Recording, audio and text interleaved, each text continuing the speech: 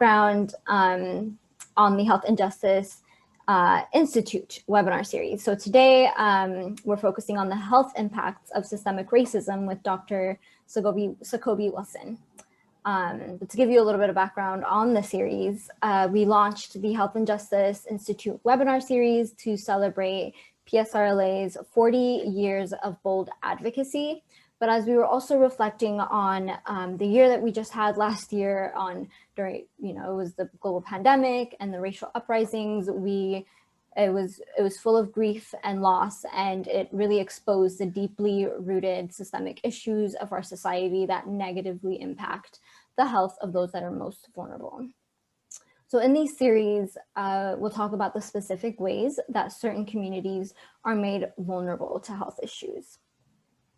So through discussion and building our scope of knowledge around intersectional social justice issues, we will be ready to take action and stand together in solidarity. And so now, without further ado, I want to introduce you, as we like to call her in our office, Martha, our fearless leader and our executive director, Martha Dina Arguello. Good evening, everybody. Thank you so much for joining us. And as we work primarily on environmental justice issues and see very acutely the impacts of racism on health and on communities. And we often talk about our communities being sacrifice zones. And as Rahel said, with the summer and, long working on this issue, but the summer really brought home the need to very specifically begin to talk about racism within health institutions, and everything from how we train doctors, the experiences that doctors of color have through their training and in their practices. And, we felt called to do more. And so this is the beginning of us figuring out, how do we do more? How do we connect with other health professionals across the country who are beginning to take this on? And how do we support efforts to change everything from our medical education and how that embeds racism? And so I really want to welcome everybody and thank you all for coming. It's really wonderful to see old friends like Jan and David and Kelly and Barb. And I feel like Hobo Kelly with the big glasses. That's a really old reference, like really old. So I also, deeply respect the work of Sacoby Wison. And the first time I met him, I thought, that I just was really excited about his work and the passion he brings and his ability to speak truth to power with the tools of science. And so I'm going to stop talking and hand it over to Sacoby. Oh, thank you. All right, y'all stop laughing. My oldest is in the room laughing behind me. So you have to be quiet, and she's laughing and watching. Shh. Okay, she's quiet now. I didn't embarrass her too much. But thanks a lot for having me. I'm really excited to be here today. Let me do a share screen. Oh yeah, I think you gotta stop sharing your screen. Okay, I got it, yeah. So, yes, I do have a lot of passion. Hopefully I have enough for this presentation. I've been on Zoom calls since 9 o'clock this morning, but I should be fine. So you think about where we are today in this country, and I'm gonna talk about, environmental injustice, talk about racism and its impacts on public health. And I'm going to introduce a term, the syndemic. In a lot of my lectures, I've been talking about we're not dealing with one pandemic. We're dealing with multiple pandemics. And that's what a syndemic is. I mean, this first pandemic we're dealing with, and you touched upon in the introduction, we're talking about the pandemic of racism. You think about the white supremacy that we have in this country. We have two Americas, right? We have the multicultural America, the America of the Biden-Harris campaign, the America of immigrants, right? Where immigrants are valued and respected, the America where everyone has equal opportunities. Then you have the America of MAGA. You have the America of what happened on January 6th, the white supremacists who rioted on the Capitol, right? You have America where people of color, Black and brown folks, our Asian brothers and sisters, indigenous people are seen less than, right? You have America where racism in America as American as apple pie. You have I like to say about the last administration, right? You had a grifter in chief, a white supremacist in chief, a Jim Crow in chief, right? That the person who occupied the office of the president, that was no president. That was a white supremacist. He was a grifter. That last administration was the biggest steal in the history of this country since the stolen lands of indigenous brothers and sisters. So I like to get respect to the Piscataway people where I am in the state of Maryland, right? And since the stolen lives of Africans who helped to build this country, right? You think about racism, it's baked into the walls of America. And you have racism in our policies, in our systems. And you cannot talk about moving forward as a country without talking about racism. You can't talk about moving forward as a country without talking about the structural violence associated with racism, the trauma associated with racism, whether it be 8 minutes and 32 seconds of a knee on the neck of George Floyd, right? The dehumanization of that. Ahmaud Arbery, Breonna Taylor, y'all know the names. There's other names I don't know all the names, but you know the names. Michael Brown, Tamir Rice, right? Elijah McClain in Colorado. You saw the report came out a few years ago that when he was confronted by police, they had no reason to confront him. The young man several weeks ago who was bringing Subway sandwiches home to his family was killed, right? The young man who was in a garage that had a cell phone and was killed. Time and time again, we're seeing people of color murdered, right? The officer in the military just found a few days ago who died. He had he had PhD, had a mental health issue, and he said, I couldn't breathe, and he died, right? So this violence against people of color, I've been railing against how we see young women of color. You saw the young girl recently who got pepper sprayed, right? The young Black girls who've been body slammed by police officers. One of our research officer recently, a few years ago, remember the barbecue when she was in her bathing suit and body slam. Why are we abusing young Black women like that? Young women of color like that? So the over-policing, the police brutality, the militarization, that's structural violence, y'all. It's structured violence. That trauma, okay? You can move to the school to prison pipeline. You know, you look at what's happened with ICE, for example, in the last administration. We put children in cages. Is that America? Is that the America that we want? To me, that's also example of racism, white supremacy, because your skin color, because looking for opportunity, that you get put in a cage. That's violence. Think about the trauma to those families, to the parents, to those children, right? So we saw what happened on January 6th, and we still are dealing with the repercussions of that. Racism is a public health issue. We have to dismantle racism. We have to dismantle white supremacy.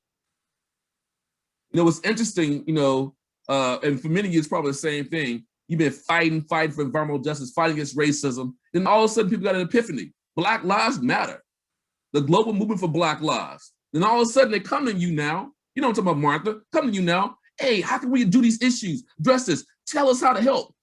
I've been saying, I know y'all said this. We've been saying the same thing for years. Where you been at? That's draining, y'all. It's draining to be Don Quixote trying to fight for social justice when academia, when our institutions. Remember, this Black Lives Matter movement, this racial reckoning, this is on all sectors. Academia, environmentalism, right? Whether it be healthcare sector, right? Entertainment sector, corporations, government, you know, this reckoning, because we have this dehumanization throughout all these sectors where we're not valuing people, right? We're dehumanized folks. I mean, think about COVID-19. COVID-19 is made visible The populations of racist policies made invisible. Frontline workers, healthcare workers, restaurant workers, transit workers, right? Our service workers, our brothers and sisters who work in meatpacking facilities, right? Many are young women of color, young Black women, young Latinx women, right? Our brothers and sisters who go to the fields, who pick our fruits and vegetables. You've seen outbreaks, right? Our brothers and sisters who live on reservations, indigenous brothers and sisters, right? And we're saying like, wow, why their rates so high? They should wash their hands. Don't we know that a lot of folks don't have access to potable water? What about our brothers and sisters that live in the colonias, right? They don't have access to sewer and water infrastructure and safe water.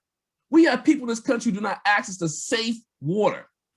The US of A, okay? So think about the disparities of morbidity and mortality when it comes to COVID-19. Let's go back to that previous slide that said racism, public health issue. People were wearing their coats, right? Doctors. Let's talk about healthcare. Let's talk about was it Susan Moore? The Black doctor you saw in the hospital in Indiana who had COVID-19 and said her experience was racist and she died from COVID-19. Think about those essential workers out there, disproportionately folks of color. Like my sister who's a nurse who got COVID-19, but she survived. Like my niece who worked at a restaurant, got COVID-19, but she survived. But there's 500,000 people in this country who did not survive, who didn't make it. But what about those folks after they got exposed to SARS-CoV-2 virus, right? COVID-19 disease, who recovered? There's no full recovery. Some people have long-term debilitating effects, deleterious effects from exposure to the virus. Think about the healthcare system itself and why so many people have been impacted by COVID-19. We have to think about, go back to, I said, the history of this country and racism. Think about the racial and biological exploitation of folks of color in this country. We can go beyond Tuskegee, y'all, okay? We can go beyond Henrietta Lacks, the immortal HeLa cells, right? Y'all can watch the movie, read the book in Baltimore, Maryland. You can go beyond the father gynecology. Who did he do work on to make all those advancements? On enslaved African women. Look at sterilization rates of women of color in this country, right? Look at sterilization of women, Venezuelan women, right? Recently, that came out a few years ago. We exploit, we dehumanize. The medical system's done this to folks of color. So why do we think there's so much distrust of the medical system? Why do we think there's so much distrust of research, scientific research, when we continuously fail in how we show that we value people's humanity? You look at the strain of eugenics still in our medical care system. You look at the fact that that doctor who died was because she didn't know what was happening to her. It's because of racism. Tell me something. Why do we have 3 to 4 times the rate of Black women dying in childbirth compared to white women? When the most sensitive time in your life as a woman, when you're bringing, one of the most sensitive times, when you're bringing a person into this world, a new life, a new world into existence, you're not protected. You're not coveted. The arms are not wrapped around you to protect you and that unborn child. Why is that? That's not genetics. This is across income. That's because of racism. Because Black women, hey, they have more, in this myth of they can deal with the pain. My spouse, when with the birth of my first child, she didn't get the epidural that she needed during the time. And it was like Keystone Cops. I was in the room, y'all. It's like, what's going on? She's in pain. My oldest is in the room, so she obviously survived, but there are a lot of women who have lost their babies, and also, as I said, who died in childbirth. So we have a reproductive justice issue too, when you think about these issues. So COVID-19 has made visible the populations our policies have made invisible. We know because of air pollution exposures, you see differential long-term exposure to PM2.5, study from Harvard, showing the higher rates of morbidity and mortality for folks who live in areas with more air pollution and have morbidity and mortality differences, right? So you see those disparities. Well, we know part of the reason why. I'll hold off on that point about air pollution. but we have to really address our structural inequalities, our structural violence. We have to address systemic racism. And you can think about whether it be medical apartheid, maybe that's a harsh term, medical apartheid. You can think about food apartheid. We already knew the populations who are going to be disproportionately impacted by COVID-19. Remember, we're in a syndemic, y'all. So we have the pandemic of racism, the pandemic of COVID-19, the pandemic of toxic capitalism, the pandemic of climate change. Yes, we know about the global north and the global south. What we do is a disproportionate impact them. But what about in our country when it comes to climate change? You know about the Katrina, the 50th anniversary of Katrina last year, but we don't have to talk about Katrina in the Gulf Coast. We can talk about what's going on right now with Texans, right? With this winter storm, the big freeze in Texas, the oil and gas center of the country, and folks didn't have power. And you know those issues, the lack of power, the lack of water, the lack of food, who is going to differentially impact economically and socially vulnerable populations? And we've seen that. You saw the horrible news of people dying from carbon monoxide poisoning. You saw the horrible news of the young man who went out to play in the snow and he passed away from hypothermia. Who's going to be disproportionately impacted? You know, in California from experiences of climate change, about forest fires. What populations are not going to be able to rebound from those fires? You said the loss of life, loss of property, socially and economically vulnerable, who are disproportionately people of color, Black and brown people. You think about the history of redlining in this country, segregation. You know, communities that were redlined have more impervious surfaces. So you see higher surface temperatures. You see more urban heat islands, right? You have that in LA as well. You have that in California where you have a lot of impervious surfaces. So these heat islands. And we know temperatures are going to increase. So y'all know heat waves are hell for the poor and the elderly. We have this in the state of Maryland.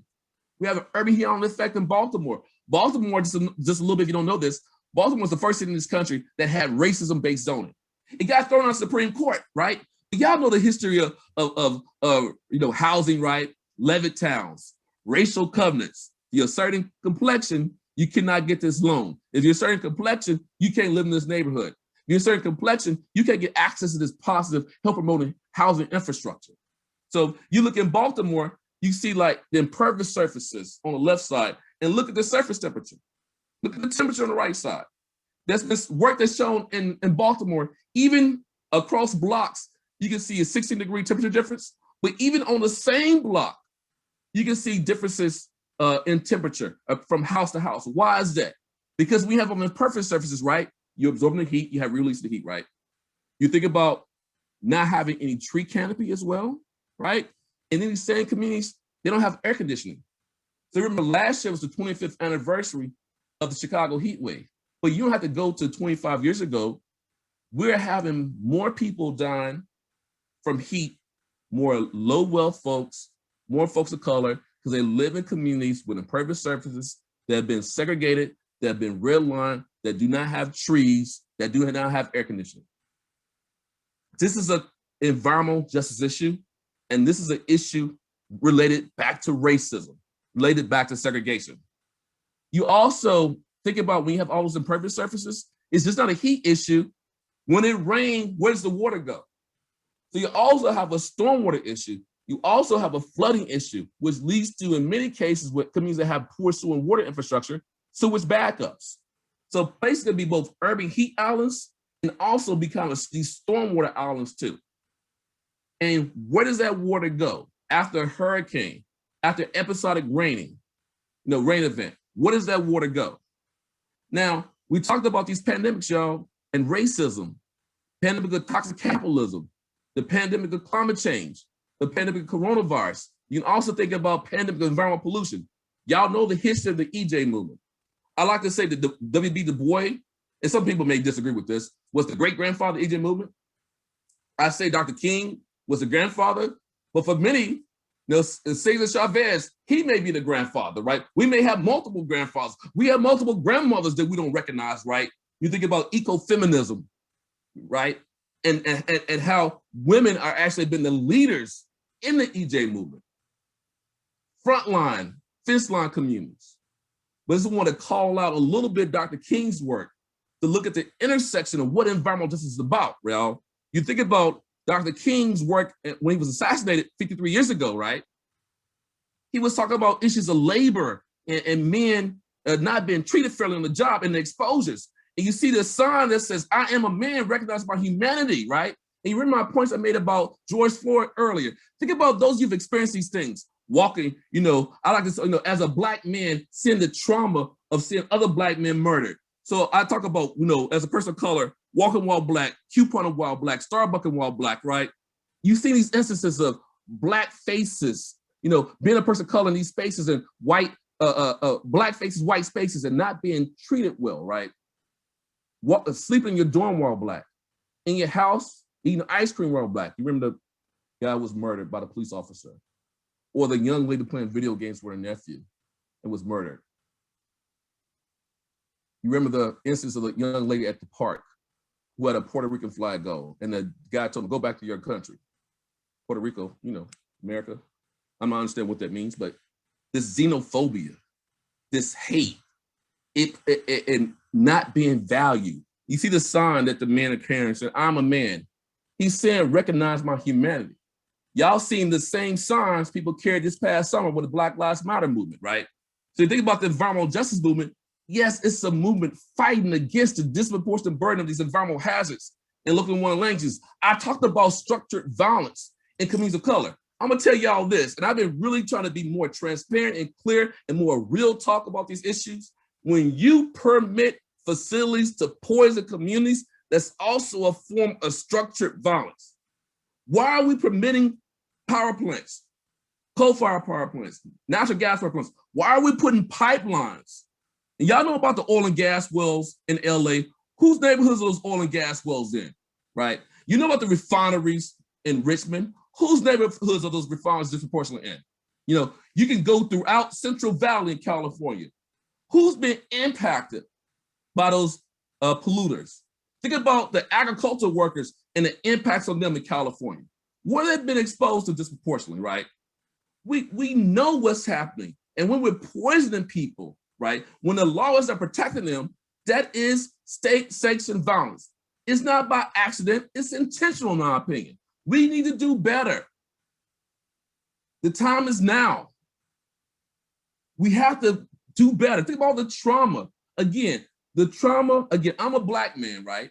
I don't have to deal with the situation as an immigrant who's trying to work. That's not my experience.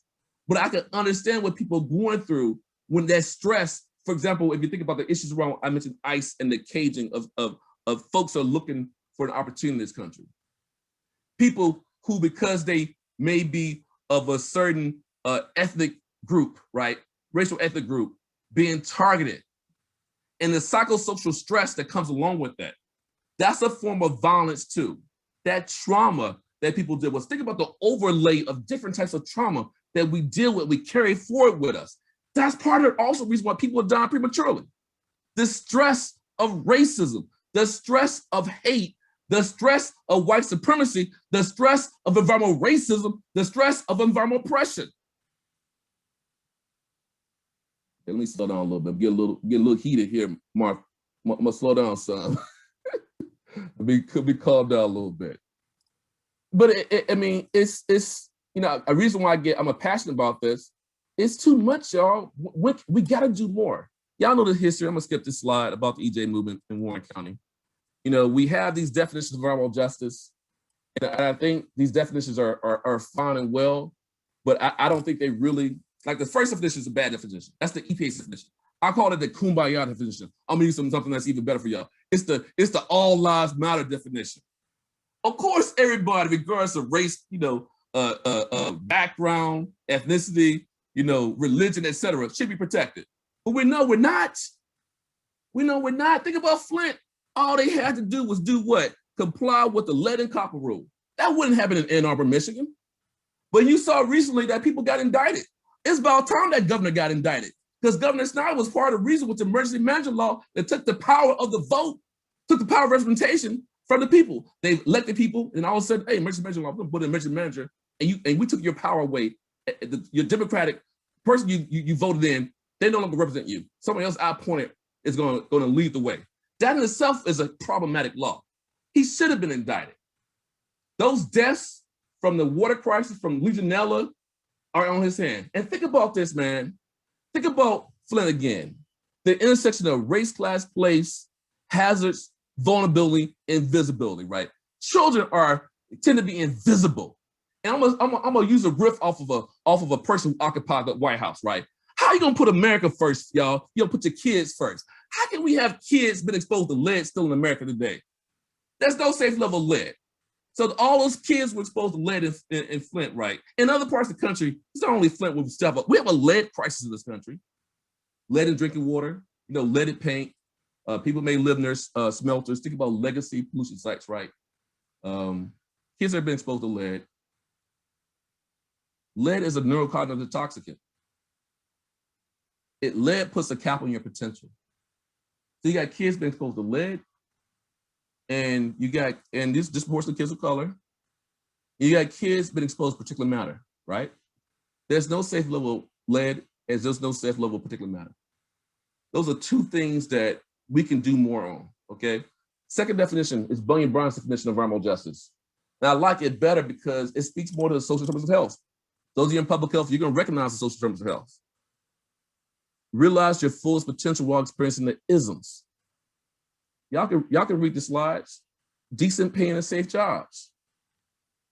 Non-health policies impact health. Quality schools and recreation. Non-health policies impact health. Decent housing and adequate health care. These are all social determinants of health. Communities free of violence, drugs, and poverty. Structural poverty. Intergenerational poverty. Folks get stuck in poverty. Providing opportunity. Think about, I'm gonna go back to the FHA and the redlining. The fact that we have a wealth gap in this country between folks of color, Black and brown folks, other folks, and white folks, it can be connected to how we build wealth. One of the main ways we build wealth outside of Reddit and GameStop, I'm not sure if y'all into that, outside of Reddit and GameStop, is the home ownership, right? And if you, because your skin color, are not able to get a loan to buy a house, you can't build that equity, how are you going to get wealth in this country? So the home ownership rates, differential home ownership rates, are an indicator of why we have differential rates of wealth. So you look at the wealth gap, the income gap, well, really the wealth gap can be connected to home ownership. But Bunyan-Brown's definition, cultural diversity is important too, not just biological diversity. What he's saying is people are important. So environmental justice, y'all, it's comprehensive movement, right? It's a movement against all these hazards, but it's a movement for community. It's a movement for public health. It's an economic justice movement. It's a public health justice movement, right? Environmental justice is about where we live, where we work, where we play, where we pray, where we learn. Environmental justice is proximal, it's everyday, it's pocketbook. So y'all know this history. I'm gonna skip this because I got some other slides to get to. So you think about, this is how we frame EJ, right? Overburdened by hazards. That's the traditional frame. But what's more than that is the lack of enforcement of laws and regulations. And I've been going back and forth on this issue. If we comply with every law and regulation to the fullest, we would have no environmental injustice. I say that, but I have to say at the same time, there's some gaps in our laws and regulations. If we comply with Title VI, right? Y'all know about the EPA and administrative complaints maybe, and that the EPA never determined an instance of environmental discrimination, which is crazy. I gave you examples. Y'all got examples in California, examples in San Diego. You got examples in Oakland, right? You got examples in Richmond. You got examples throughout California. You can say that looks like environmental discrimination to me. So what's wrong with that, right? Also, you said communities, getting back to Bunyan-Brown's definition, overburdened by psychosocial stress, as I mentioned before, that's stress, right? The weathering, things get on your skin. Y'all know Geronimus, those of you in public health, or those of you in medical system, population health. And then these communities are communities that don't have access to amenities, like infrastructure, right? Built amenities, social amenities, ecological amenities, parks and green space. You think about the huge park movement that you have in LA and who is behind that. one of our, of course, EJ, who recently passed away, right? Not having access to parks. What it means we don't have access to tree canopy. Trees are good for what? Heat mitigation, air pollution mitigation, noise mitigation, right? Stormwater management. Trees are good for food, right? Trees are good for playability. Trees are good for mental health. Trees are good for property values. Trees are essential components of a healthy community ecosystem. If you don't have trees, you don't have life. Access to grocery stores and supermarkets. Instead of having those positive things, you got more, and y'all know I'm talking about the clustering of fast food restaurants, overabundance, right? In communities of color, Black and brown communities. You got more pawn shops, liquor stores, payday lenders. They all cluster together. That's pathogenic infrastructure. So you know about pollution exposures. Now I talked about particulate matter, a little bit. Talked about lead, PAHs, and think about the health disparities associated with those exposures. Asthma, birth defects, reproductive issues, right? Cancer. And so these we have a difference of burden in these facilities. Think about the whole issue around cumulative impacts, right? And you have exposure disparities that leads to risk disparities, which leads to these health disparities, or from the statistically health disparities, but you have to think about from the social justice perspective, we're talking about health inequities, right? We're talking about that structural violence. We're talking about structural racism, okay? Race plays a role in, this pollution advantage. So whites have a pollution advantage and folks of color are at a pollution disadvantage. We're not producing the pollutants in the same way that our white counterparts are. And this is a syndemic. Talk about particulate matter again. PM is a public health issue. Particulate matter is an EJ issue. Y'all know it's dust in the air, right? That dust, those small particles can do what? Cause asthma attacks, increase your blood pressure, lead to stroke, lead to heart disease, right? Increase diabetes, lead to Alzheimer's, lead to birth defects, increase infant mortality rates, right? Low birth weight births, lead to cancer, of course, okay? Premature mortality, and reduced life expectancy. And let's talk about the syndemic again. Did y'all see recently, they're trying to change the subject a little bit, that I believe that African Americans in this country, life expectancy went down by 2.7 years? Not just coronavirus, y'all. Think about 4 years of a white supremacist in office. White supremacists. I want you to, y'all, of course it's obvious. I just keep saying, I know. White supremacists in office. 4 years of anti-science policies. 4 years of anti-public health policies. 4 years of policies that are xenophobic. 4 years of policies that are anti-immigrant. 4 years of policies that really were about dehumanizing, traumatizing people of color. That will make your life expectancy go down. And then you add on the pandemic, and you add on the economic crisis associated with the pandemic, the coronavirus pandemic. So this is a syndemic. So this syndemic is killing folks of color. So we got to look at the intersections, right? I'm talking about intersectionality. We got to look at upstream determinants. We have to make sure that when you think about medical care and healthcare and public health, remember y'all that Caduceus staff has two snakes. Public health snake, and a medical snake, okay? We got to invest in both. It's like, public health gets no love, but all of a sudden, where's public health at? Well, what happens is you kept cutting down the budget. Environmental public health tracking programs got removed. We remember after the housing crisis a few years ago, we lost 55,000 people from the public health workforce. Those folks weren't replaced. But we had to have the healthcare system working in tandem, having synergy, having congruency, harmonizing with, right, with public health. And we haven't done that well in this country. And you see the results of 40% of people who died from the coronavirus, those deaths are preventable. Partly because, again, white supremacists, I know it's obvious, I keep saying it, in the office. But the policies, the anti-health policies, the anti-public health policies were part of that. So you think about air pollution again. it impacts your health across the life course. Air pollution is killing people. So when we think about coronavirus again, long-term exposure to PM increases, morbidity and mortality rates. Why is that? Well, you have people been exposed to air pollution who have comorbid conditions, right? Have underlying health issues. But also, as you know, what does air pollution do when you're exposed to it chronically? Does it reduce your lung capacity? Because your lungs have been damaged by PM. It scars your alveoli, right? Your lung sacs. It probably does something to your heart, too, your cardiovascular system, reduces your capacity. And then you have the SARS-CoV-2 virus comes in and takes advantage of that to reduce capacity. So it increases your morbidity and your mortality risk, right? So if we're going to address this pandemic and future pandemics, we have to make sure that we address air pollution. We have to address traffic-related air pollution. You know it well in LA, the highways and byways of LA.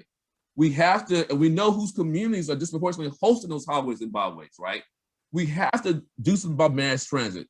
We have to electrify our systems. We have to have electrification. We have to have equity and access to charging infrastructure. But by doing that, I think that's a part of the solution. We have to electrify our reports. We have to electrify our goods movement activities, our big drayage vehicles, our diesel trucks, right? Think about again, Port of San Diego, Port of Oakland. I think they're making progress in some ways, and y'all can speak to that better than I can. I'm doing some work in Savannah and Charleston around goods movement issues, but that's a big source of air pollution that disproportionately impacts communities of color. So I think electrification can be a public health solution. I would frame it as such. So what can we do? We need to, I think, get back, I said not get back to, but really hold on to and try to embody and actualize the 17 principles of environmental justice. And the 17 principles were basically developed at the First People of Color Summit. The anniversary of the First People of Color Summit is this year. I believe it will be October of this year, 30th anniversary of the First People of Color Summit. Yeah, I think it is. Live by, y'all.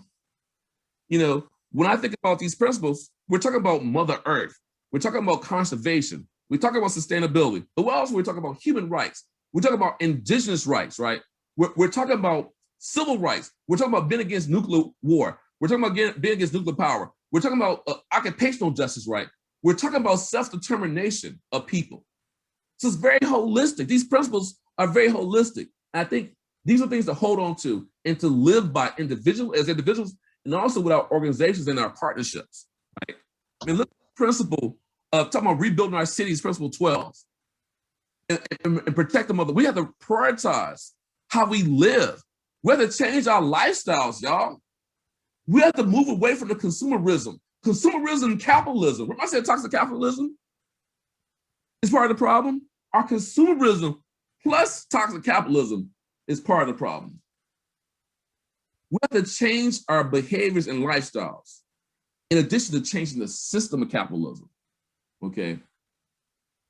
I do a lot of community-engaged research, okay? I try to engage communities in research. It's not all about research. I mean, I tell people all the time, anybody could be a scientist. I want y'all to take this and take this to heart. Anybody could be a scientist.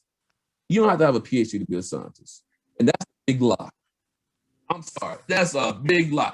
That's more about power and control. Remember I said all these sectors are going through reckoning, racial reckoning? Academia, the scientific research industrial complex in this country also needs to go through a reckoning. We need to make sure that communities are driving the research. Think about the work that's happening. University of Southern California is doing a lot of work through that. Jill Johnson, I think, is doing a lot of work with communities, right? You got PSR, y'all doing work with communities. Think about Margaret Gordon, West Oakland Environmental Indicators Project. You got CBE. You got a lot of groups in California who are doing work with communities, who are doing community-driven research. To me, community-based research is what I like to do. But to me, the gold standard for what we do should be community-driven research. Other community, for the community, and by the community, okay? CBPR, community members are the contextual experts. I live in the city of Bowie. Bowie is like a wealthy Black community, right? I don't have EJ issues. I live in like in a food oasis. I'm not dealing with food deserts, food swamps, and food apartheid, right? So the folks who on the front line, the fence line, they had a contextual knowledge. In Bayesian terms, we call that specificatory knowledge. I have general knowledge. I know a lot about a lot of stuff. I got a lot of useless knowledge too, by the way. That's what I'm talking about, oldest. But when you think about people who live on the front line, fence line, they're living with it. They had a contextual expertise. We have to uplift their contextual expertise. One of my community mentors who does a lot of work in EJ, Dr. Mills McLean, y'all may know her in Savannah, she said, Sacoby, we are the subject matter experts. So let them, the subject matter experts, lead the way in developing the research questions, in developing the study design, in helping develop the methods for collecting the data, helping to collect the data, right? That's important. Disseminate the data and translate the data to action. These things are important. And I just want to keep on this part about the philosophy of science that I have. And I think it's important for everybody here, particularly those of you who are scientists or who use scientific methods. Science is not an end, it's a means to the end. The end should be improving water quality, improving air quality, hazard reduction, exposure reduction, right? Improving public health, improving community health, eliminate health inequities, right? We have a lot of science that looks at what's wrong with you and not what's right with you. We got a lot of science that's about science is about extraction and not about action, right? We got a lot of science that's helicopter science. We got a lot of science that's really about studying the problem. Let me tell y'all something. It's macabre to be doing science when people are suffering, when people are dealing with structured violence, when people are dealing with trauma. Oh, Sacoby, it's not my job to translate science to action. No, you choose to do that. Now, I may not live in the EJ community now, but I came from one in Mississippi. I lived near a sewage treatment plant. I lived near a landfill. I lived near a major highway. Grew up dealing with poverty, okay? I don't have a choice to do science that's about action, do science that's about the people, do science that's for social justice, right? So when Boyer talks about the 5 dimensions of science in academia, in the Western science, he's talking about we just can't do discovery science, y'all. We overemphasize discovery science, particularly in academia. You know, publish or perish, 10 promotion. 10 promotion is about putting change in your pocket. That's not about social change. And I can say that now because I'm an editor-in-chief of a journal. I'm an editor-in-chief of Environmental Justice. I think it's great, but I know peer-reviewed publications does not science communication make. If you're gonna communicate science and have impact today, y'all, okay, PSR, okay, people on this, listen to me right now, you gotta be doing briefs, you gotta be doing infographics, you gotta be doing white papers, you gotta be creating maps, you gotta be doing tweets, you gotta be doing Instagram, you gotta be doing Facebook, you gotta be TikToking, you gotta be on the radio, doing telenovelas, right? You think about cultural competency when it comes to science communication. You gotta do science communication in the ways that people get it. Your peer-reviewed publication is not your elevator speech. What's your 15 to 30-second elevator speech that's gonna get in the hands of that frontline fence, a community member, is gonna get in the hand of that policymaker? That's science communication. That's science communication, and that's about action. And that's about putting change for the people and not just change in your pocket. So Boy's talking about we gotta do engagement science. We gotta do science of teaching. We have to do interdisciplinary science. We gotta do action science. And I tell my colleagues and students, if you're not doing all 5 dimensions of science, you're doing incomplete science. That's real talk, y'all. We don't need more science that just studies the problem. We don't need more science that's reductionist. We need science that's more like salutogenesis, Antonovsky. Science is about promoting health and wellness and well-being, promoting assets and strengths, talk about resiliency, and not what's wrong with folks, okay? That's the power of science. So for me, I do science that serves the people. That's the science that I do. And that's the science I think more of us want to do. And think about those of folks who go to get PhDs, who are going to medical school, and you go there. Why you go there? Because you see a problem maybe in your community. You want to go back and solve that problem. But a lot of times in science, they said, no, that's not been objective. I think that's the most objective, because your objective is actually solve problems, to seek action, to eliminate inequities, not to study people's suffering, not to study people's trauma, not to study the structural violence. I mean, that's macabre. I'm sorry, that's macabre. I don't want to keep on that point. Let me keep it moving. I got a lot of slides to get through. So we're doing this work. And Martha, how am I looking on time? I have 50 minutes. Well, I got 5 minutes left or 10 minutes left. 10. Okay, I got like 35 more slides. Probably more, but I won't cover them all. I have a bad habit of getting inside my head, but let me speed it up a little bit. So we do this work with communities, y'all. We got to think about the issues, impacts, opportunities, benefits, and partnerships, right? It's 2 hands of engagement, okay? And think about science, right? Everybody's a scientist. We're using science right now. On Zoom, we're using science. We watch science, we turn on science, we wear science, we breathe science, we eat science, we drive science, we wear science, right? I mean, I've already said that one. You are an applied scientist. You get what I'm saying? You're applying science. We got to connect science back to the people. We got to make science, like I said, by environmental justice, proximate and pocketbook. We got to bring science to the people. Let them know you already are scientists. You're already using science, right? And so think about what work you do connected to food, faith, family, health, and jobs. That's making it pocketbook. That's making the work we do every day. That's how you, even when you talk about climate change, oh, doom and gloom, you know, the world's gonna end. I'm sorry, that mess is not good for frontline physical communities. So already been dumped on, already been used in sacrifice zones. You gotta talk about the climate economy. You gotta talk about opportunity, right? You gotta talk about a vision for change. You gotta talk about hope. So how can you talk about climate change, the little c in climate change, and make it real for folks, but connect climate change, talk about these issues of racism, connected to how we overcome dismantling it, food, faith, family, health, and jobs, okay? Citizen science, community science. I'm on the board of the Citizen Science Association. There's been a lot of discussion about we gotta change our name. I think we're gonna change our name, but citizen science in the US context is not an inclusive term. Public science is a better term, right? Participatory science is a better term. But citizen science, I'll just use it for now, is a way to democratize science and access to tools and research, right? Think about traditional bird watching, water quality monitoring. I think it's a way to empower citizens, empower residents through this type of science. Empower is not spelled wrong, y'all. The idea is, I can't give people power. The idea is, how can we use science and these tools to help people connect the power they already have, to build that power, to grow their power, to actualize that power. That is empowerment, okay? That's how to build the people up, build the community up, build capacity to address these issues. Here's a slide that shows some tools that may be of interest to y'all. One thing I want to say, and y'all know this very well in California, we build tools. My lab does these geospatial tools that map environmental justice, like Maryland EJ Screen. You have Powell Environmental Screen, which is probably the best tool out there right now. I just heard today that version 4 has been released soon. Is that right? Do y'all know that? I think version 4 has been released either this week or next week. Today. I think it was today. Oh, today. So I got okay, today then. Okay, cool. So I think your version 4 is gonna be way better than our version 1. So it's like we got to catch up with the California. Eliminated race because we suck. Okay. But these tools I think are really useful for mapping injustice, also targeting resources. You heard the whole 40% rule for the Biden administration. And when I hear, I think about 40 acres of mule that Black folks didn't get. So are you telling me we can get a 40 acres of mule family? But I think that 40%, how are we going to invest that? You can use tools like Powell Environmental Screen, okay? Who are the communities that have the most need? So we have these mapping tools. I can talk more. I don't want to talk more. I can talk more about that later. But one of the things I want to get to, we also are mapping park access. And I think that's something that'd be really useful for those of you in California, beyond the Powell Environmental Screen, to mark your tree canopy and your park access, your green space access.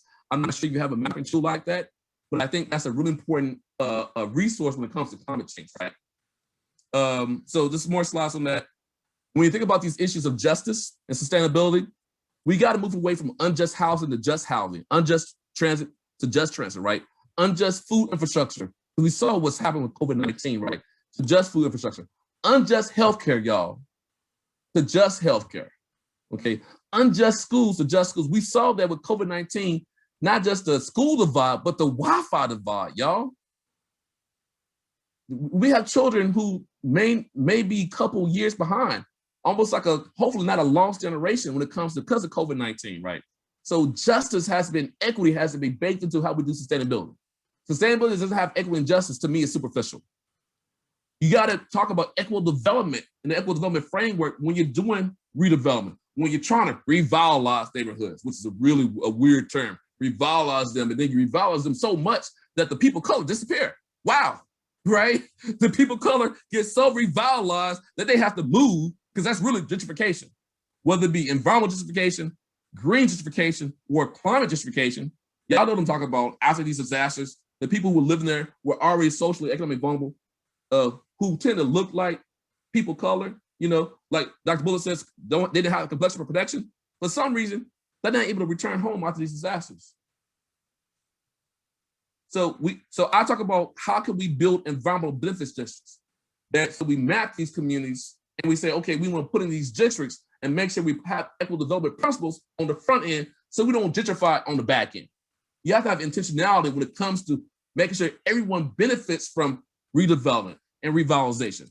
And so your green zones program in California, I'm not sure how well it's going with the evaluation of it. Y'all can maybe tell me that, but I see this as a model possibly for doing this well, but y'all may have a different perspective on that. But I would check out the green zones program and seeing how, again, Cal Environmental Screen is a way to, you know, map where your green zone should go. And then you see, I know you got the climate gap funds and the cap and trade proceeds. I know we don't like that as EJ folks, but are those dollars going with the communities that need it? Or is that program providing more damage? And I know y'all had a big part in that a different administrator becoming an EPA administrator because of that program. So I'll keep it moving from there. Sorry. So just a few more examples. I'm gonna be quick about this. I have way too many slides. So for the students who are on this in the audience, you can have impact now as a student. You don't have to wait till you graduate, right? So I did work in North Carolina. I went to UNC Chapel Hill, Tar Hills. These post-slavery Black communities that didn't have sewer and water infrastructure. The sewer and water lines that went through their neighborhoods, they weren't connected. But at the same time, they hosted sewage treatment plant. So they didn't have what we call basic amenities, not having sewer and water lines. These were what we call pre-New Deal communities. The roads weren't paved, right? They didn't have ingress and egress, right? Not good access. They didn't have gutters, like the basic building blocks of neighborhoods, they didn't have them. And so we did some work with Omega Wilson and the Western Revitalization Association. They came up with a framework called community owned and managed research. They were dealing with systemic long-term racism, y'all. These were post-slavery neighborhoods, freedmen's neighborhoods, right? But they were excluded from the community amendment, excluded from infrastructure because of racism. And so they developed this community owned and managed research framework to look at these issues around well water quality and septic system quality. They found rates of failure. They found microbes above maximum contaminant levels in the well water samples. And so I did this back in 2000. So this community owned and managed research framework has been around for 20 years. So it's really about science for compliance. Not just doing research for research sake, but doing research say, are you in compliance with the Clean Water Act? Safe Drinking Water Act? Are you in compliance with Title VI of the Civil Rights Act? Are you in compliance with building codes? That's what communities need. Let me just say this. We don't have to get into the epi-trap, y'all. Well, you got to show Dr. Wolf, we got to prove that this exposure is leading to this disease rate that we see. Y'all know it's kind of impossible to show because of all the pollutants our communities exposed to, that this pollutant A led to disease B. That's the epi-trap. Just look at, on the left side of that environmental health paradigm, look at exposure and exposure differentials, and are you compliant with the law? Are there gaps in law? I think you have more power there. That's I want to share that. We stopped the Highway for Men built. We got people sewer and water infrastructure for the first time. So I did this as a grad student, okay? Uniontown, Alabama. It's a community in Uniontown. This Uniontown is 20 miles near Selma, Alabama, right? Just real quickly, Uniontown is unincorporated. So you may have this in California. These communities that don't have a town mayor, don't have a town council. I call it contamination without representation. These communities, they end up becoming the dumping grounds for the industrial corridors. Or we got waste management projects. Let's build a new landfill. We got this community out here because they don't have any voice. Remember environmental justice, your economic power equates to political power. But if you are unincorporated, that means you have no representation. So you're one of the most politically disenfranchised areas. Then becomes kind of environmentally disenfranchised because of that lack of representation and lack of voice. That first picture up top is a mountain. It's not a real mountain. It has 4 million tons of coal ash. They take in trash from, I think, 36 states in the country, plus they can accept coal ash, right? The landfill, the Arrowhead landfill, was built on top of an old plantation cemetery. You see the bottom picture. So they don't care about your living, when you're Black, when you're Latinx, they don't care about your living, and we don't care about your dead, okay? And then they got a cheese plant and they spray cheese waste. They have a catfish ponds and catfish factory. Now that cheese waste, cheese effluent, right? They spray it on the ground. Is that cheese waste? No. When you flush your toilet, in many cases, your waste goes to a sewer treatment plant. When they flush their toilet, their waste goes to a containment pond. And they spray human waste on the ground. That's human waste that you're seeing. Okay? This is a systemic racism, y'all. This community is what? Unincorporated. Okay? I've been working with BBC, Black Belts Work for Justice for about 2 years to do monitoring, hyperlocal air quality monitoring, and helping build capacity to try to fight back against this landfill and these other environmental insults. I'm gonna skip this example because there's too many slides. And I'm gonna close out with this example. Also done some work in Curtis Bay in Baltimore. It's a very similar to some of what we see in California with port communities. So the port of Baltimore, right? And they have a lot of goods movement activities. Ships come in, cargo traffic, intermodal vehicles, take the goods off, put it on rail, put it in the trucks, take it to warehouses, right? So a lot of pollution associated with those activities. And also there ends up being other types of uses. When you have a port, they end up dumping a lot of the other super polluters there. The coal-fired power plants, they have a medical waste incinerator, they have a trash incinerator, wheelbarrow incinerator in this one community. So think about all the pollutants that have been impacted by, exposed to, right? Then also the economic disparities. This community is low wealth. Look at the household income, median household income compared to the rest of Maryland in the country. Half, y'all. So structural poverty. Your economic power equates to political power. Also health disparities. Look at the mortality differences, right? For this area compared to the city of Baltimore and in the state and the country. You see the connections. At one point in time, this is the most toxic zip code in the country for air pollution emissions based on TRI. Look at that zip codes across the country. So think about all these air pollutants, not just impacts on respiratory health, but also cardiovascular health. The mutagens that they're exposed to, right? Reproductive toxicants, neurological toxicants, right? And then just want to end here, like the power of one person. This young lady, Destiny Watford, who actually now lives in California. I was on the panel with someone earlier. She was she was doing the panel about her community earlier, this film festival. But she, as a high school student, organized her community to stop a new incinerator called Energy Answers from being built in her community. Okay. And so I just want to share the power of one person. She won the Goldman Prize for North America in 2016 for her work as a high school student in stopping this incinerator. So she was able to show that you can stop systemic racism. They were going to put this incinerator less than 1 mile away from her high school. And you see me in this photo doing some things. So I want to close here to say that we have to work together to address systemic racism.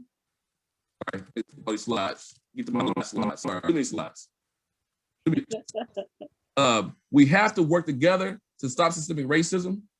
And I think the EJ movement is the key to that, but it's really the human rights movement that we have to be engaged in.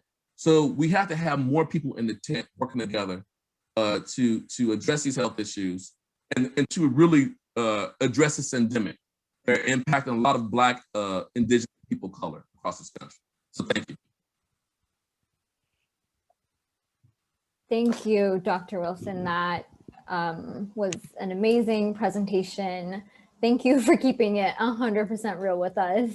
I know the people in this webinar, the attendees, really enjoyed it from their comments and the discussions that they were having in there. So thank you all for staying engaged in the chat section as well. I want to, before we move on to the Q&A, I want to just, Martha, if there's anything that you want to say before we, go on start with the Q&A. Also, everybody, please use the Q&A chat box to ask your questions. Those of you who are tuning in on Facebook, please use the the chat, the comment section on Facebook. Martha. So yes, I have so many different reactions, and I don't even know where to start, but I will say this, and I think Sacoby, you said it, that yes, we have to do this work, and it's important for people to remember that white supremacy expresses itself in ugly events, like we saw in Washington, and the killing of Black and brown people. But it's also recreated and reproduced every day with simple and small acts of our unconsciousness. And that's one part, right? And so this idea that none of us have a racist bone in our bodies, these things are wrong. We ingest and inhale and breathe the racism, and it's rebuilt every day with systematic practices. And I think that that's sometimes hard for people to hold and sit with. And then I want to say that as part of our job as healers is to also understand the historical trauma that comes from experiencing it. And I would venture to say that there's deep historical trauma with being a perpetrator, even if it's in your small unconscious acts. And those are the hard things that we have to hold and dismantle. And so with that, I'll stop and have folks ask questions. Great comments. Thank you, Martha. So we're going to kick off the Q&A session with some questions that we have come up with at PSR-LA. Jasmine, if you can just post them on the screen for us. So the first question is, so we are a health-based, membership-based organization, or a health professional-based organization. So we really want to know, what can health professionals do to dismantle the implicit bias practices within medicine? Like, where is a good place to start? You sort of mentioned reproductive health, and really, and even within medical schools, I was speaking to a few residents, and they were telling me how just the backbone of the teachings were kind of rooted in racism, and they were pretty racist. So where can health professionals start to begin dismantling the implicit biases that they're kind of taught? And I think that's a very important question. I think just like in the same way in academia, as we train folks to get, master's degrees and PhDs, we have to have anti-racism built into our training and curriculum. We have to do the same thing, building anti-racism into the medical school curriculum, right? Mm-hmm. And I think, I actually have 3 siblings. They're not doctors. Well, let me not say this bad thing. 3 siblings are nurses, right? And so, just the experiences that they've heard about that they have, right? That's been with their fellow professionals, and so not just the treatment of the patients, but also treatment of fellow professionals, mm-hmm. right? And so you got this rankism in academia, right? Mm-hmm. You got rankism in the medical system too.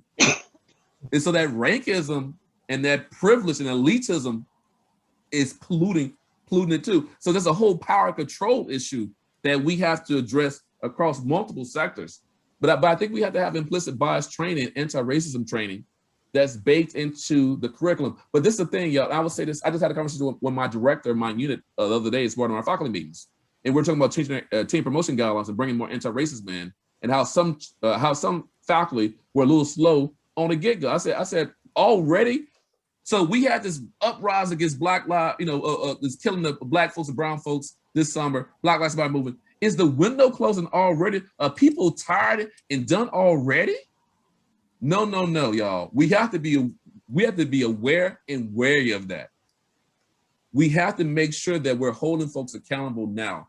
So that implicit bias training, getting this in the curriculum, and having these conversations, and also practice and working in different clinical settings, and making sure that we are just not talking about the patient, but understanding the whole patient, right? Where they come from, what community. Doctors have to prescribe more than just medicine. They got to prescribe social justice. They got to be aware aware of their patient population, what they're going through, because it may not be the medical intervention they need for the traditionally, it may be an intervention of the understand the social context, right? Mm-hmm. And understanding like maybe doctors need to be using California viral screen to know where their patients are coming from. Oh, so you don't have parks and green space. Man, I advocate for you to go to this park, or say, hey, maybe doctors, particularly those who've got public health degrees and doing public health, and maybe I'm going beyond the question a little bit, right? But to really understand how, I think when you humanize your patients and you understand the concepts they come from, I think they also, as Martha said, can kind of break down some of those everyday biases that we kind of have, because we haven't humanized people, we haven't connected to them. So knowing where they're coming from and what they're going through will help have doctors have more empathize with their patients and maybe be able to provide better care, because it's a whole body, whole community approach to care. So I think that's another positive way, not just to say about the training, but a positive way for doctors to move forward. And actually, as Martha said, improving themselves while they also improve the health of their patients. Yes, I agree. Thank you. We have I think Jen has I want to call in Jen. She has a question. Yes, Jen, I believe you're unmuted now, and you can speak. Can you hear me? Yes. Okay. No, it wasn't a question. It was actually a comment about implicit bias. So California passed a bill in 2019, SB S44. It was called the Dignity in Pregnancy and Childbirth Act, which required that all folks who are working in the perinatal world get implicit bias training. I cannot tell you who fought harder. Was it the private health industry? You know, the hospitals were like, oh, we can't afford to pay for implicit bias training. And they opted out with the pandemic. Right? Because they were like, implicit bias training was meant to be done in person. It wasn't meant to be done via a Zoom screen where you can hide behind the screen, right? But hospitals and private insurance companies were really upset that they had to pay for implicit bias training. And you already, shared the statistics around maternal and infant death and morbidity for Black folks. So it was absolutely needed, and it still is. And that's what I wanted to say. Yes, implicit bias training is good. And for me, it was about anti-Black racism training also. But yeah, the racism is ingrained, embedded, totally integrated into the systems. Well, thank you for that. No, we can't wait till they become doctors. It's the same thing with people in research. I don't say it's too late. It doesn't, you can't reform people, but it's inefficient actually. It's inefficient to wait till people become doctors. You got to get them early in training. Same we talk about in academia, where we know students in master's degrees and PhD programs. You got to get them early. You got to get people in undergrad. You got to get people in those pre-med programs. Okay, those post-bac programs, the med prep programs. Y'all know the programs I'm talking about. Before they go, after they get through the pre-med, they do a little summer to get prepared for the MCAT. They got to get in those programs too. Workforce development perspective to the medical system, and bringing this implicit bias and anti-racism training early and often, and repeat it and be consistent with it. Yes, there's a question that came in through the Q&A, and they're wondering, are there studies that in how effective these implicit bias trainings are in changing medical practices? I cannot answer that question. I think maybe that's a question for Martha. You know what? I don't know. And I don't know that they're effective. I don't know if Jen is saying kindergarten. I'm like, they're starting kindergarten. I don't know that they're effective. This is what worries me. We have a capitalistic system right now with the racial reckoning. People are providing diversity and inclusion training as a business opportunity. And so are quickly slapping things together with no concept of, this is not a class. This is a commitment to shifting the culture. Right. This is a commitment to to, you know, restorative justice, to finding new ways of engaging. And it's, you know, so I don't know. It probably is, but I don't know the literature. I would say, I don't know the literature, but I would say another resource for doctors and those even in the healthcare system.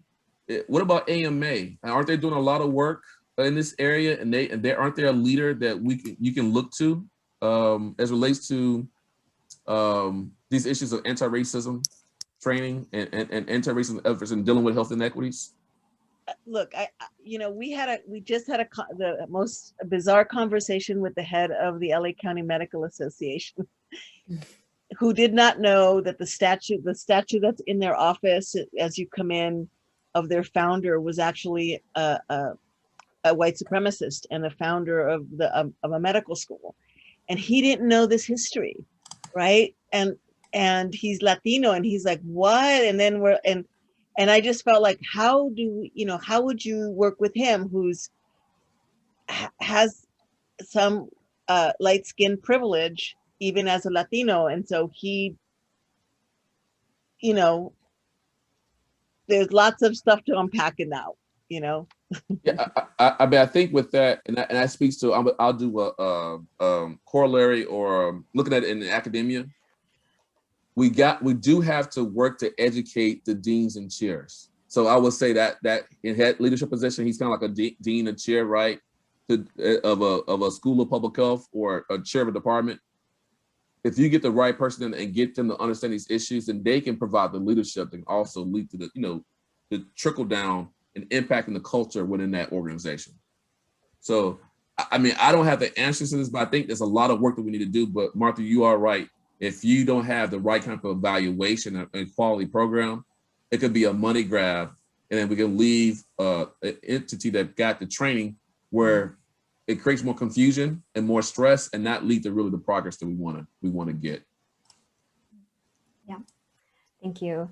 I think in respect to time, maybe we should move to the next question. I know that there was a couple of questions related to implicit bias. And we'll come back to that if we have a bit more time, but I do have some other questions that and other topics that we should also cover. Jazz, if you can go to the next slide. So I know you mentioned citizen scientists earlier in your presentation. So, and you've also covered what that means, so you don't have to explain that now, but how can we use our voice and our power to create systemic change through citizen scientistship? And I also know that you don't really like that word and you prefer. Oh no, it's just an interesting. There's a lot of discussions because of status issues, citizenship issues. It's not a sense been inclusive. Yes, so Paula. Yeah. So a lot of people, Paula, are saying like community science. But then some people are trying to grab on the community science, and it means something different. So we can't throw everything into community science, because community science to me is more like community-driven science. And sometimes you can say it's community-based science, but it's not community-driven science, right? So we got to be careful about the terms. But I like the term public science to be like the umbrella where these different things can fall in that, in that bucket. But Paula, I am a big fan of community science. So my mentor, Omega Wilson, who I mentioned before, he used the term community science. My folks that work in Charleston and Dr. McLean, they all use the term community science, but I mean in a very specific way, from the community, of the community, and by the community. And that's what's important to this question, Rahel. It's really about making sure science is being done by the people and for the people. And by doing, in my opinion, if we resituated science where it was to serve people, instead of exploiting people, scientific colonialism, right? I think we would have more impact. And I also would offer that you wouldn't have the erosion in the trust in science under this past administration. And you also would have seen more trust in science from folks of color with the vaccine, right? Yeah. Because we would have been doing science to serve people and not science that exploits people, right? And so I think this community science, citizen science, this crowd science, street science, the reason why it's so powerful It's democratizing science. Remember I said before, you don't have to be a PhD, have a PhD be a scientist, or have an MD be a scientist.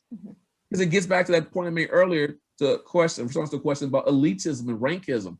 And really, y'all, it drills down to, me be more succinct and clear, more cogent maybe. It gets down to power and control again.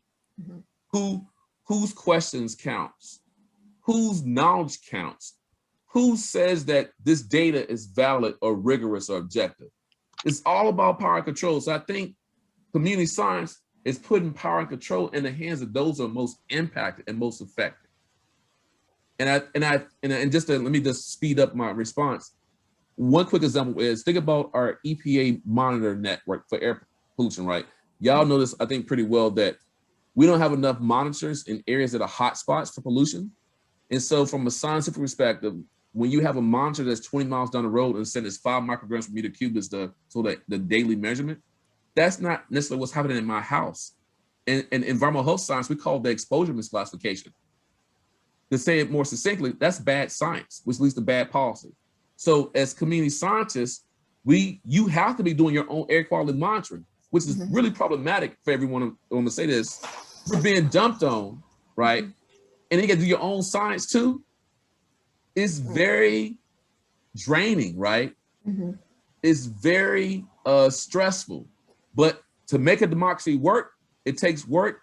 And this is actually, unfortunately, part of the work we have to do when it comes to pollution and this poison that people are experiencing, to be able to fight back. So I think community science is a big key to that, to lead to real change and making sure the decision makers are using data that's more granular, that's more spatially relevant, right? That's more hyper-local, that's more about what's happening in your neighborhood. And a lot of that data that's out there right now is not really reflecting what's happening at the neighborhood level. So you have to do that work yourself, unfortunately, until we get more of a greater coverage of monitors out there. Thank you.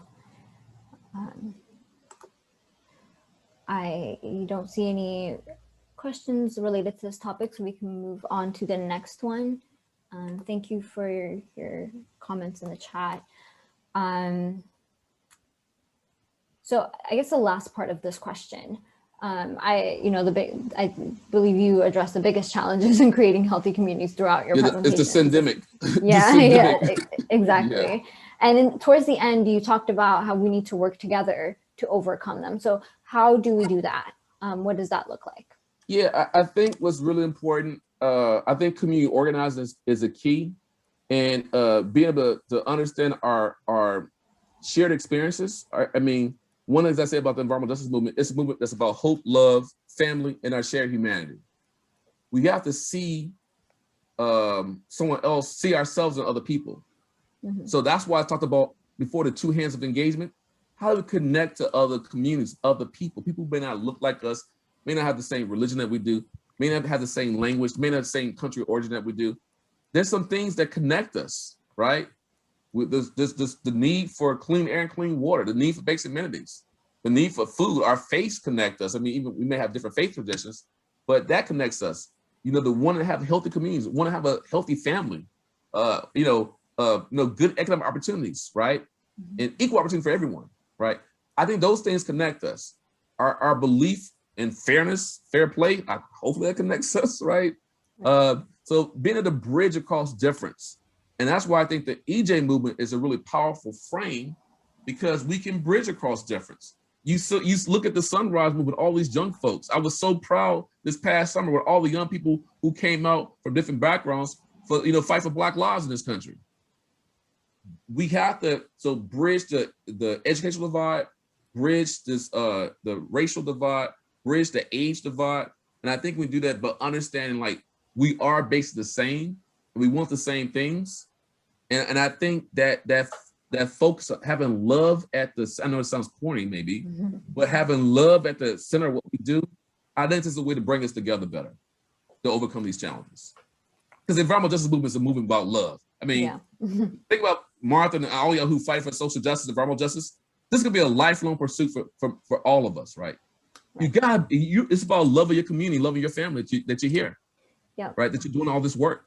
Yes, absolutely. The fight for justice stems from a place of deep, deep love for your community and our planet. You're absolutely right. All right, I think we have one more question on the next slide. I know we're running out of time, and I appreciate you all sticking with us. So, well, actually we have two more. One more for you, Dr. Wilson, and the other one is for our participants. But what is the best resource for people who want to dig deeper and dive deeper into this? You talking about it for environmental justice or? Well, I guess, you know, systemic racism or environmental justice is deeply rooted in systemic racism. So just learning more about that. I know that there were folks that were interested in learning more about implicit bias. Yeah, I think so the American Public Health Association had a series on racial equity, a webinar series. They have a lot of topics that I think that'll be a place to kind of get into some of these topics around implicit bias, anti-racism, public health inequities, environmental justice. I did one last year with some folks on environmental justice. That could be a place to go. I think when you look at, I thought that AMA, you know, is another resource, I believe, for you to go to. A lot of leadership has been out there in the front about some of these issues that we're talking about today. I think when it comes to the environmental justice, there are different networks. So don't you have a California Environmental Justice Alliance? Yes, we California do. Environmental Justice Alliance, I think was a really great, and you're talking about collaborating, right? It's alliance. You got people collaborating for different EJ groups, right? Different racial ethnic backgrounds and different parts of California. American Public Health Association, they have a racial equity, race and health series that you can check out, Chris. And then you also have other coalitions. Look at the work of We Act for Environmental Justice. They have a lot of resources. You're welcome, Chris. They have a lot of resources on their website. They're one of the oldest EJ groups in the country. Look at APEN, Asian Pacific Islanders is Environmental Network, Martha? Is that the? Yes. And so that's another group to look to as a resource, as a guide to connect on these issues. And I think it'll be really useful if we saw AMA and the American Public Health Association do more work together, actually. That I think that will be a way. So working with your LA, PSR, of course, LA, but working with your APHA equivalent and your AMA, if you have an AMA equivalent, would be good. And that's a place to start. But those are things to me would be places to start. There are other coalitions and networks that I work in the Mid-Atlantic region, but in your part of the country, I think APEN is the place to start. The California Environmental Justice Alliance, and then really trying to see what AMA is doing, APHA is doing in California. Thank you. Those were wonderful resources. I hope you all got that. If not, we will also compile a list of resources and send them out to you after the webinar as well. Okay, and lastly, I want to ask our participants, how will you take what you learned today and all the knowledge that Dr. Wilson dropped on us and apply that to your work and your everyday practice? You can chat that in very quickly because I know we're running out of time and I don't want to keep you all wait too late. And I know on the East Coast it's much later. So, but you can go ahead and do that while I go over the next slide. Say hey to you. Awesome. So thank you all for staying engaged with us. Hi. Say your hand, wave. Hi. Hi. She's been taking notes the whole time. No, I've been listening. Smart. I was editing stories on Storyboard too. Okay, cool. Well, thank you, Dr. Wilson, for your very insightful and heartfelt presentation. I learned so much, and I'm sure our viewers did as well. I want to invite everybody for our next, our other series in the Health and Justice Institute webinar series. One of them is coming up in April, where we will address community health and safety, where we look closely at international relations with respect to warfare and chemical and nuclear weapons and their connections between local militarization and the impacts those have on health. And then lastly, well, our first webinar was looking back at the past 40 years of PSR-LA advocacy. And so in our next, on our webinar in June, we'll come together with all that we've discussed, and we'll envision the next 40 years together. So we'll seek to answer questions such as, what does a just recovery from COVID-19 look like? And what does a just recovery from climate crisis look like? And we'll envision the future together. And that will conclude our Health and Justice webinar series. So I hope you can join us for those as well. And then the next slide, please, Jasmine. Thank you. I also want to encourage you all to become PSR-LA members if you're not already. As a member, you'll receive timely information about PSR-LA activities and research, educational resources and training, and opportunities for action and advocacy. We'll invite you to special events such as this one, and you will be the first to know about our health professional trainings. You'll also be connected to organizations, coalitions, and health professionals working to protect human health, human life from the gravest threats to public health and survival. So you can become a member right now by going to bit.ly/PSR-LA MBR. We also have the Health Ambassador Program, where we train residents and health professionals to develop their public policy advocacy skills. So if you want to host a training, or if you want us to host a training with your clinic, hospital, or medical school, please reach out to me. My email is, you should be seeing it on your screen, and we can coordinate that. And lastly, I want to give the floor to Martha so she can close us off. Again, thank you, Dr. Wilson, and thank you all. Welcome.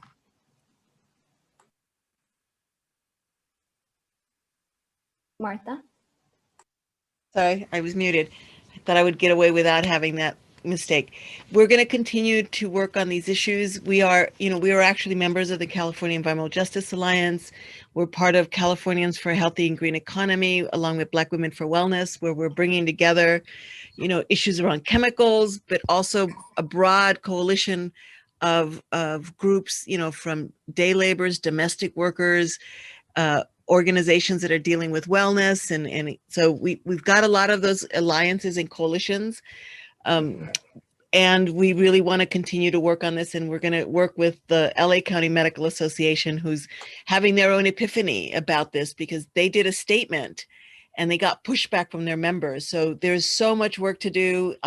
Again, thank you so much for joining us. Thank you, Sacoby. Still mad that you didn't move to LA, but You gotta talk to Tasha about that. Oh my God. Do you want to move to LA? You should talk to your kids, right? But, really, we want to, and reach out to us if there's other kinds of information that you need or events that we should be doing.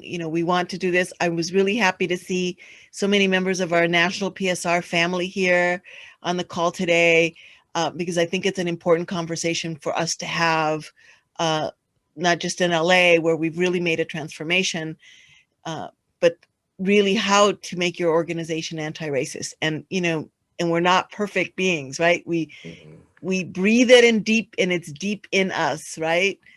In so many ways. So thank you for joining us. And I hope you join us on this long-term project of bending the arc of history toward justice and eliminating systemic racism, because that is the thing that is the existential threat to our health, right? And it's the existential threat that allows the others, right? From nuclear war to nuclear weapons to treating communities as sacrifice zones.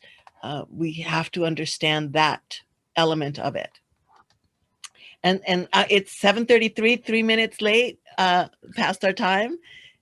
So again, thank you so much for joining us. Okay. Thanks, everybody. Thank you all. Bye. Bye-bye. You have a good night. Good night. Bye. Thank you, everyone. Bye. Good night. Bye, Martha. Thank you. Mhm.